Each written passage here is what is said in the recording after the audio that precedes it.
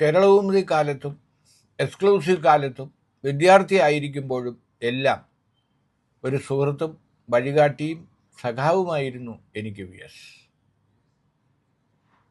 സ്വന്തമായി പത്രം നടത്തുന്ന കാലത്ത് ആ പത്രത്തിൻ്റെ വളർച്ചയെ അടുത്തു നിന്നും അകന്നു നിന്നും നോക്കിക്കണ്ട അദ്ദേഹം അന്ന് മുഖ്യമന്ത്രിയായിരുന്നു.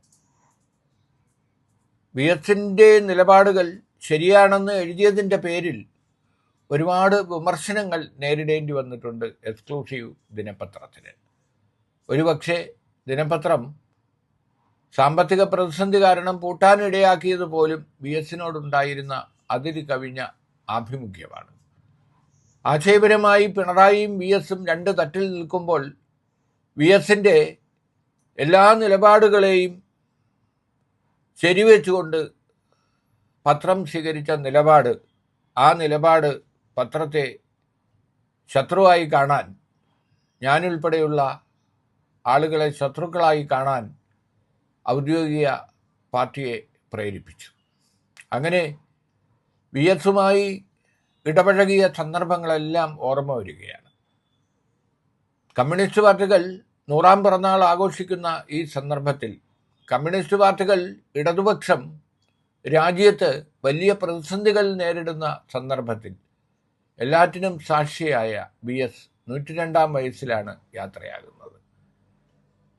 അദ്ദേഹത്തിൻ്റെ പേര് സൂചിപ്പിക്കുന്നത് പോലെ വേലിക്കകത്ത് അച്യുതാനന്ദൻ ഒരിക്കലും വേലിക്കകത്തായിരുന്നില്ല. അദ്ദേഹം എന്നും എല്ലാ വിലക്കുകളെയും ലംഘിച്ചുകൊണ്ട്, എല്ലാ അതിർവരമ്പുകളെയും ലംഘിച്ചുകൊണ്ട് അദ്ദേഹത്തിൻ്റെ വിശ്വാസങ്ങൾക്ക് വേണ്ടി, പാർട്ടിക്ക് വേണ്ടി ഉള്ള പോരാട്ടമായിരുന്നു.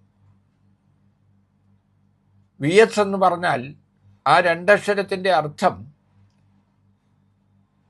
വിക്ടറി അഗൻസ്റ്റ് സ്ലേവറി എന്ന് പലരും എഴുതിയിട്ടുണ്ട്, പലരും പറഞ്ഞിട്ടുണ്ട്. അത് അക്ഷരാർത്ഥത്തിൽ ശരിയായിരുന്നു. എല്ലാ അടിമത്വങ്ങൾക്കെതിരെയും, എല്ലാ അടിച്ചമർത്തലുകൾക്കെതിരെയും, എല്ലാ സ്വാതന്ത്ര്യമില്ലായ്മകൾക്കെതിരെയും ഉള്ള പോരാട്ടമായിരുന്നു VSൻ്റേത്. ആ പോരാട്ടമാണ് 102ാം വയസ്സിൽ അവസാനിച്ചിരിക്കുന്നത്. VSൻ്റെ അഭാവത്തോടെ CPM നേരിടുന്നത് വലിയ പ്രതിസന്ധിയാണ്. ജനറൽ സെക്രട്ടറി ആയിരുന്ന യെച്ചൂരിയുടെ അഭാവത്തോടെ തന്നെ പാർട്ടിയുടെ സൗമ്യ മുഖം, ഒരു ജനകീയ മുഖം നഷ്ടപ്പെട്ടു. VS കൂടി യാത്രയാകുമ്പോൾ CPM ഇനി ആരാണ് പാർട്ടിയിൽ VSനെ പോലെ, യെച്ചൂരിയെ പോലെ ഉയർത്തി കാണിക്കാനുള്ള നേതാവ് എന്ന ചോദ്യത്തിന് ഉത്തരം തിരയുകയാണ്. തെരഞ്ഞെടുപ്പുകൾ അടുത്തു വരുന്ന ഘട്ടത്തിൽ മോദി ഭരണകൂടം ഫാസിസ്റ്റാണോ, ഫാസിസ്റ്റ് ലക്ഷണമുള്ള ഭരണകൂടമാണോ എന്നുള്ള പരിശോധനകളാണ് CPM നടത്തിക്കൊണ്ടിരിക്കുന്നത്.